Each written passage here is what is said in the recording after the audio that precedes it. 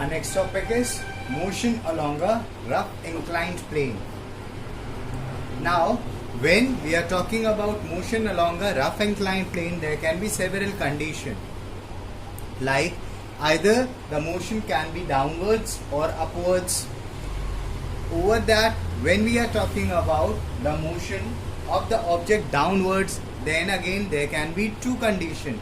The first condition can be that the angle of inclination is more than the angle of repose, and what will happen in such condition? The object is going to slide down automatically. That means no external force is required in order to slide the object in that case. And the next case that we can have is where the angle of inclination of the plane will be less than angle of repose, and as we have already studied, in this condition the object will not slide on its own.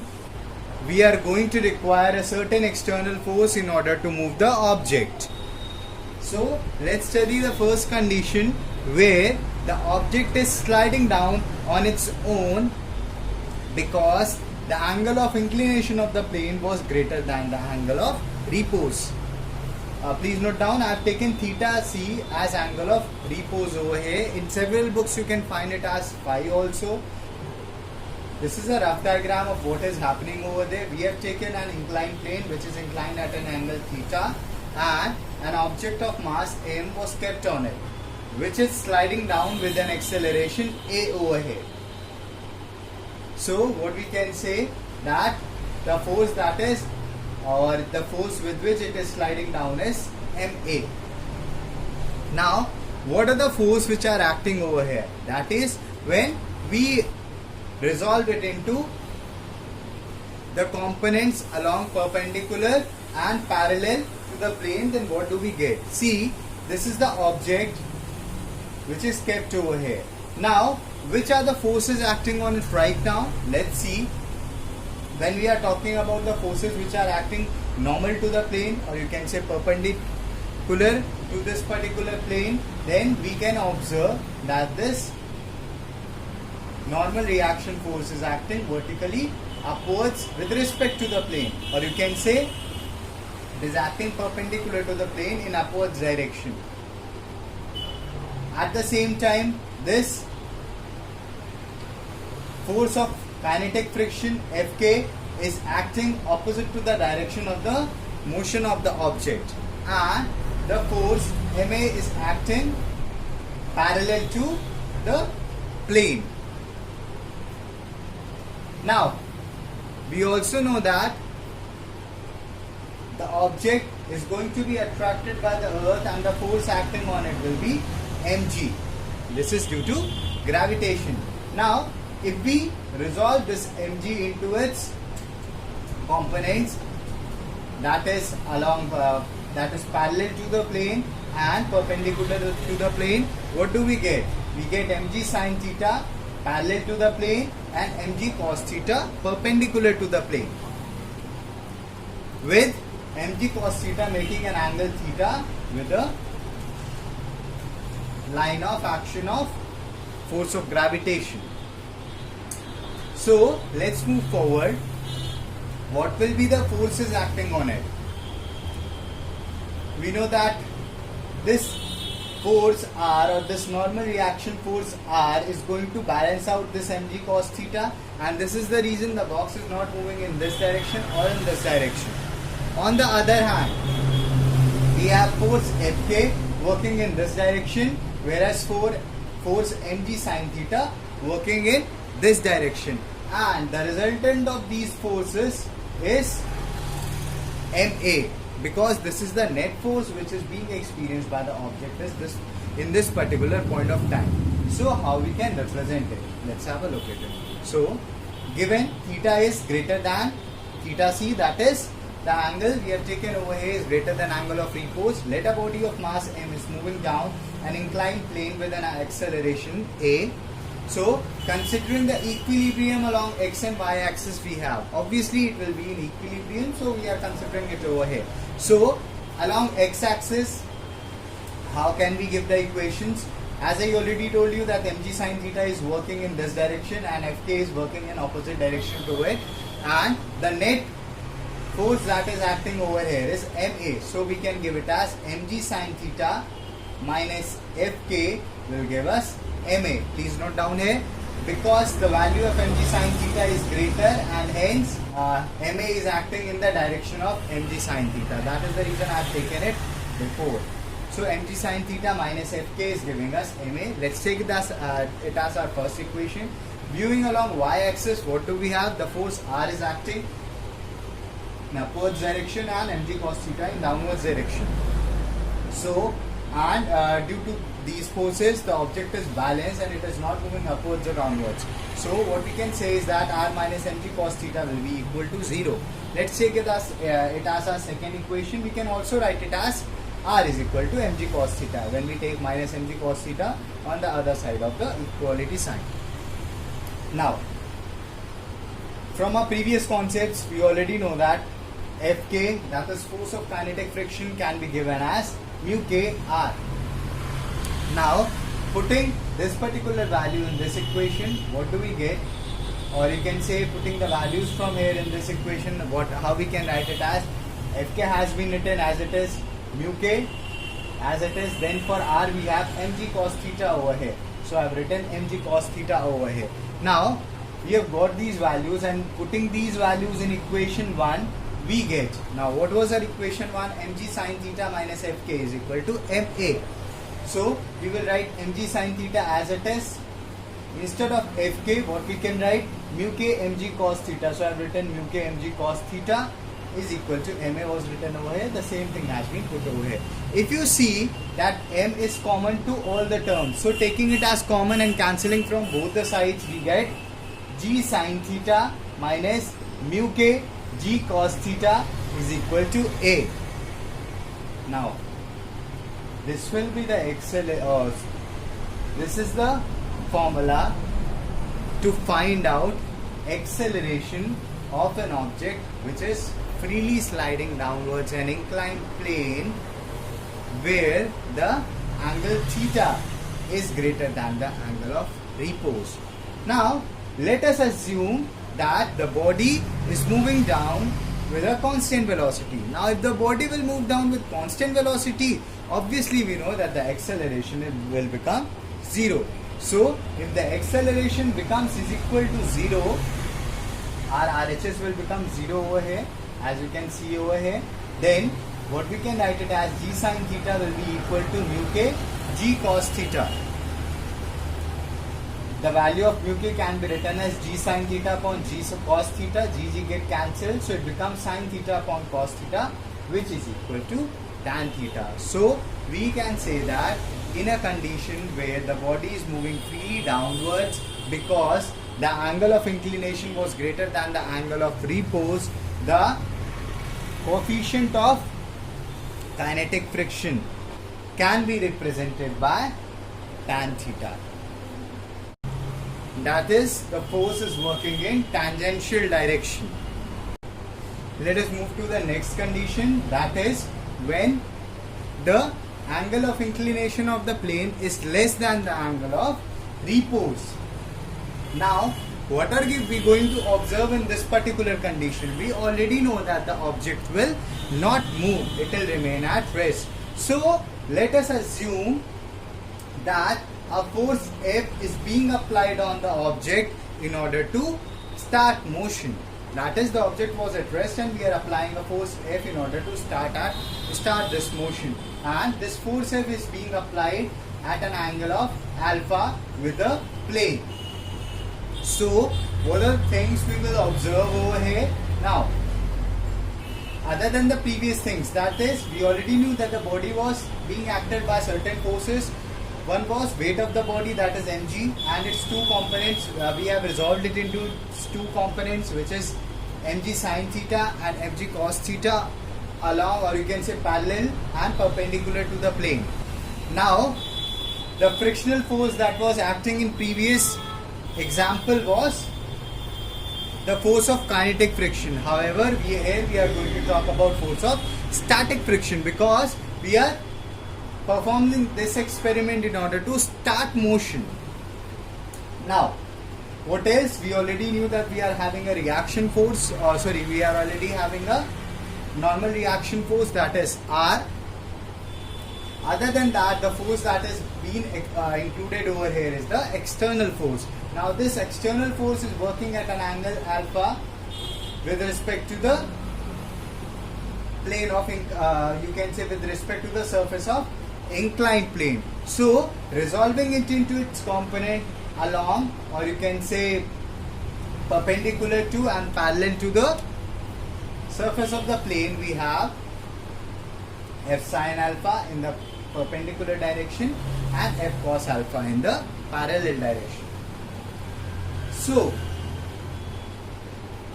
if we study about the equilibrium this object, what we can say over here, that we are going to have certain forces along x and y axis. Let's resolve them out. So considering equilibrium of body along and two inclined plane we have. Along, that means in the axis parallel to the plane, and 2 means in the axis perpendicular to the plane. So along the axis of the plane we have, what are the forces which are acting?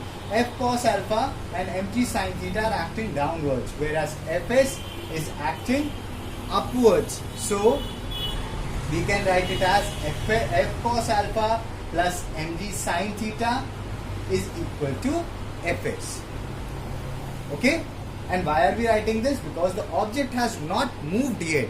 So we all know that some of these forces will be equal to the frictional force, or you can say the force of static friction, which is present over here. Now when we are talking in perpendicular direction, what are the forces acting over here? R and F sin alpha in upwards direction, whereas mg cos theta in downwards direction, and the object is not moving here also. So ultimately what we can write over here, this will be F sin alpha plus R is equal to mg cos theta, which I have written over here, and I have taken them as equation number 1 and equation number 2.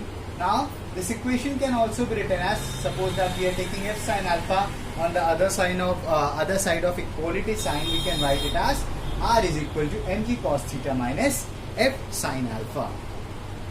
And we also know that Fs is equal to mu sr. This we already know that Fs is equal to mu sr. So how we can write Fs now? From here we can take the value of R and put it over here. As you can see, we have taken the value of R here and we can put it over here. So Fs will become mu s bracket open mg cos theta minus F sin alpha bracket close. Now let us take this as our third equation. So in the third equation we are having value of Fs, that is force of static friction. Now if we put the value of third equation in the first equation, that is we are taking this value and putting this over here in place of Fs. So our RHS will completely change. LHS will remain the same, however this will become our RHS. So it will be F cos alpha plus mg sin theta over here, and instead of Fs we have written mu s bracket open mg cos theta minus F sin alpha.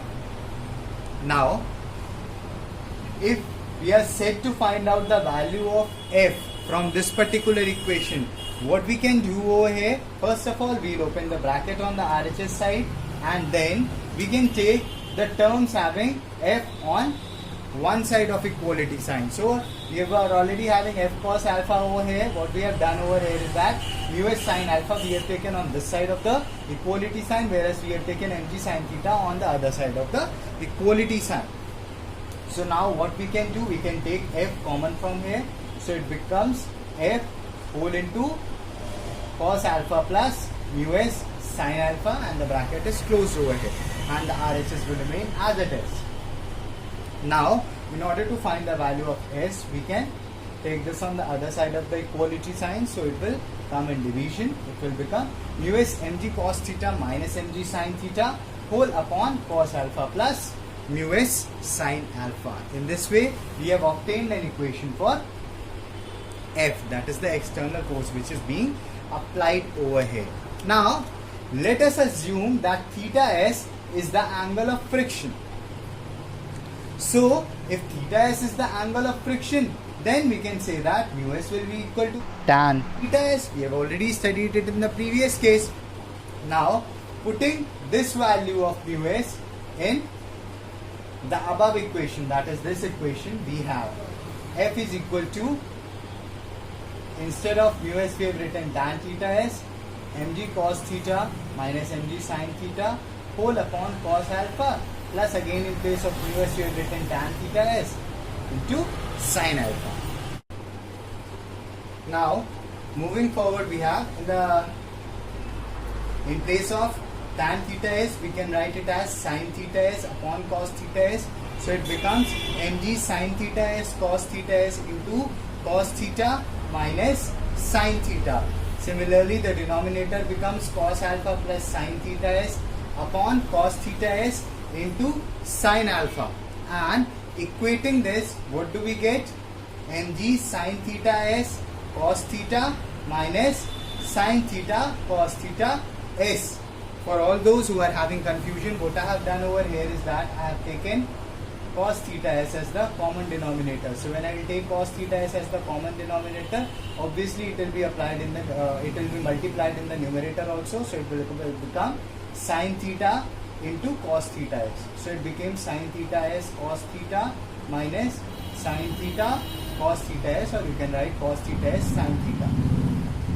Similarly, in the denominator also, what I have done over here is that I have taken cos theta s as the common denominator from here to here.